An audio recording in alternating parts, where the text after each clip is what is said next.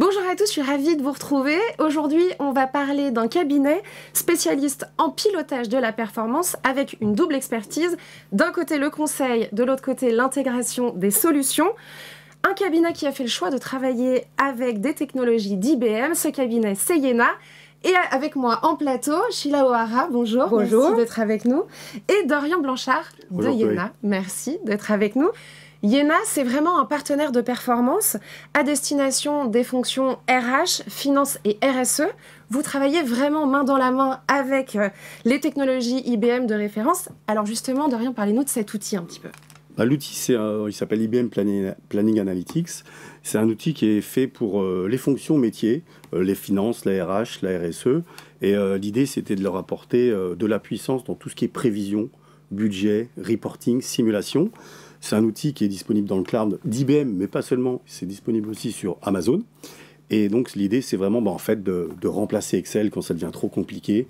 Et donc c'était des outils de prévision, de simulation très puissants pour piloter l'activité de l'entreprise. Donc l'idée, c'est vraiment de faciliter et d'automatiser la collecte de données, c'est ça? Alors la collecte, c'est un vrai sujet parce qu'effectivement, c'est une des phases les plus chronophages qu'on ait sur Excel. Capter tous les fichiers Excel, les consolider. Donc ça, c'est un gros bénéfice lié à ces solutions-là. Ça peut vite devenir un cauchemar. Ah, mais c'est le cauchemar Excel, et c'est surtout sans valeur ajoutée. Oui, en plus. Donc c'est ça l'objectif premier, le premier gain, c'est bien la collecte. Et donc après, bien sûr, ce qui est important, c'est de pouvoir analyser les données et puis surtout les simuler, les projeter dans le temps.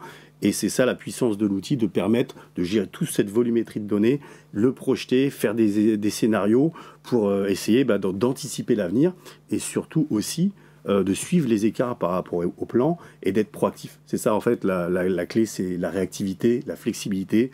On est dans un monde qui bouge vite, donc ces solutions-là sont faites pour être proactifs, réactifs par rapport à des contextes difficiles. Oui, accompagner aussi les entreprises dans leur chaîne de valeur, quoi, en fait. Exactement. C'est l'entreprise et effectivement toute la chaîne de valeur, les fournisseurs, les clients. Donc c'est vraiment tout un écosystème qu'on embarque dans le pilotage. Avec IBM, le partenariat, c'est une histoire qui dure depuis 17 ans. Alors Sheila, les axes stratégiques d'IBM aujourd'hui, c'est quoi? Alors, on a plusieurs axes stratégiques. Je dirais, en plus de le développement durable, en fait, qui est un de nos axes stratégiques pour lesquels on utilise des outils comme Planning Analytics, mais d'autres comme IBM Envizi, par exemple. Mais aussi, l'IA et l'IA générative sont vraiment deux domaines qu'on est en train d'infuser un peu partout, en fait, dans nos solutions. Et l'IA et l'IA générative vont vraiment aider à traduire en fait les données en aide à la décision, on va dire, actionnable. Donc, ils vont aider en fait les entreprises à calculer avec plus de précision et plus vite leur impact environnemental dans le domaine du développement durable, mais pas uniquement ça. Ils vont aussi aider les entreprises à calculer l'impact du réchauffement climatique sur leurs opérations. Et dans ce cadre-là, on fait par exemple un travail avec le NASA depuis l'année dernière. Et en fait, le NASA apporte leur expertise en géospatial et en imagerie géospatiale. Et nous, on apporte en fait une plateforme de développement de l'IA générative et on est en train de développer des modèles de fondation, donc on parle souvent des LLM qui sont des modèles de fondation plutôt sur le texte et nous, on fait des modèles de fondation sur des images géospatiales qui va permettre en fait des choses comme détecter en fait des changements d'usage de la terre. Donc ça, dans le cas où on veut suivre la déforestation ou la reforestation. On peut aussi détecter, par exemple, la capacité de la biomasse, donc des arbres et des plantes, en fait, sur une parcelle de terre, à absorber le carbone. Donc, quand on parle des projets de compensation carbone ou des entreprises investies dans des projets de plantation d'arbres, par exemple, aujourd'hui, les estimations de la capacité en fait d'absorber le carbone sont faites de façon assez aléatoire et pas vraiment basée sur des données scientifiques. Si on met à la disposition en fait de ces programmes nos outils et nos modèles de fondation, ils vont pouvoir suivre semaine par semaine la poussée de la végétation, la capacité des arbres en fait à absorber le carbone et on va avoir vraiment des calculs beaucoup plus précis. Donc aujourd'hui on parle dans le cas le développement durable de cette notion de double matérialité qui veut dire l'impact de l'entreprise sur l'environnement et l'impact de l'environnement ou du climat sur l'entreprise. Et c'est là où on couvre les deux aspects.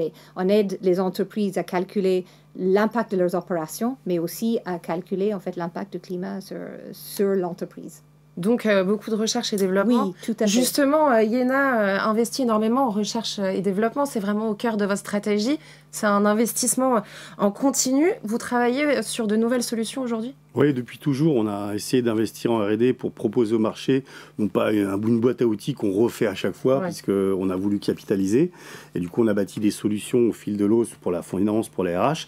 Et là, ce qu'on est en train de faire, d'enrichir, c'est une solution pour la fonction RSE et développement durable, qu'on appelle Green Track sur base d'IBM, où là, on propose justement à cette fonction qui est assez nouvelle, hein, donc il n'y a pas forcément toute la culture du chiffre, du calcul, de l'analyse, de leur proposer une solution qui va les aider à faciliter leurs projets, sécuriser leurs projets et puis à apporter toute la puissance des outils IBM dans le reporting, dans la simulation. Donc c'est vraiment un accompagnement sur la base de notre expertise IBM Iéna. Et ça leur permet de se concentrer plus sur leur métier et les projets informatiques, ils ont autre chose à faire. Ouais. Donc nous, on apporte une solution qui les aide à aller plus vite et on sécurise des projets. Donc c'est ça la volonté d'innovation d'Iéna, c'est d'apporter de la valeur fonctionnelle pour la fonction RSE, les finances s'ils sont matures depuis longtemps, et puis de les accompagner après sur du long terme. C'est l'heure maintenant de la question sans filtre. Celle-ci, elle est pour vous. Comment accompagner la fonction RSE et les métiers dans ce double challenge qui est celui de Iéna? Alors ce double challenge, c'est d'un côté le reporting légal et de l'autre la preuve d'engagement sur leur trajectoire carbone. Oui, c'est un gros challenge, un gros double challenge, puisque le reporting légal, c'est d'abord, ça peut être considéré comme une contrainte. Hein, c'est l'Europe qui impose des normes de plus en plus riches et étendues. Donc là, les entreprises doivent donc satisfaire à ces demandes-là. Donc on a des outils, donc IBM Envizi, qui embarquent toute cette mécanique de reporting pour leur assurer d'avoir une veille réglementaire. Ils peuvent s'appuyer sur la solution. Quand ils publient leur reporting, ils savent que c'est la dernière version en cours en Europe. Et donc ça, ils peuvent se décharger de cette partie veille réglementaire. Donc ça, c'est très important. C'est important parce que c'est lourd. C'est lourd. C'est lourd au quotidien et à terme, l'entreprise. Bien sûr. Et en plus, ils vont être audités à terme. Donc là, on va les aider dans ce processus réglementaire. Mais ce n'est pas ça la finalité. La finalité, c'est qu'ils puissent savoir mesurer où ils en sont, donc c'est sur le bilan carbone, c'est aussi légal, mais l'idée c'est qu'ils définissent une trajectoire, un plan de progrès et qu'ils s'y engagent, parce que c'est ça, constater c'est une chose, le challenge c'est dans l'avenir, montrer que l'engagement, on le suit au jour le jour et on travaille sur de la performance environnementale, et nous, nos outils permettent justement de se projeter et de suivre au mois le mois pratiquement, au trimestre l'efficacité de tous les programmes de décarbonisation qui sont mis en place. Donc c'est vraiment ça l'idée de les accompagner sur ce double challenge avec ces outils de notre expertise. Vous voulez ajouter quelque chose? En fait, comme Dorian dit, en fait, l'essentiel, c'est de mettre en place des actions en fait concrètes pour réduire en fait l'impact de l'entreprise, et ça se traduit en fait par les métiers qui doivent mettre en place des programmes qu'on va suivre tout à fait avec l'outil IBM Envizi, mais on a aussi des outils sur 3 piliers qui sont les infrastructures physiques, donc les bâtiments pour réduire en fait la consommation énergétique des bâtiments, l'infrastructure IT, donc il faut qu'on fait en sorte que l'IT qui nous aide, mais qui aussi consomme le moindre possible, et aussi les chaînes d'approvisionnement ou le supply chain. En fait, ça, c'est aussi un domaine qui doit être optimisé pour réduire l'impact sur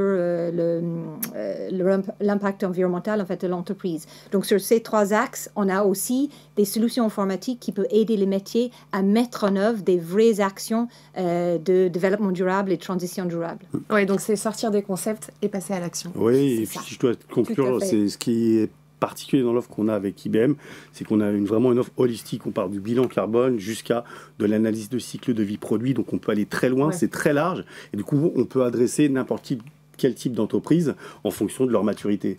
Et ça, je pense que c'est assez intéressant de pouvoir vraiment accompagner tout type d'entreprise, quel que soit leur niveau d'avancement. Merci beaucoup à tous les deux d'avoir été avec nous, c'était passionnant. Merci à vous de nous avoir suivis et on se retrouve très vite pour une nouvelle émission Tech Culture. Prenez soin de vous.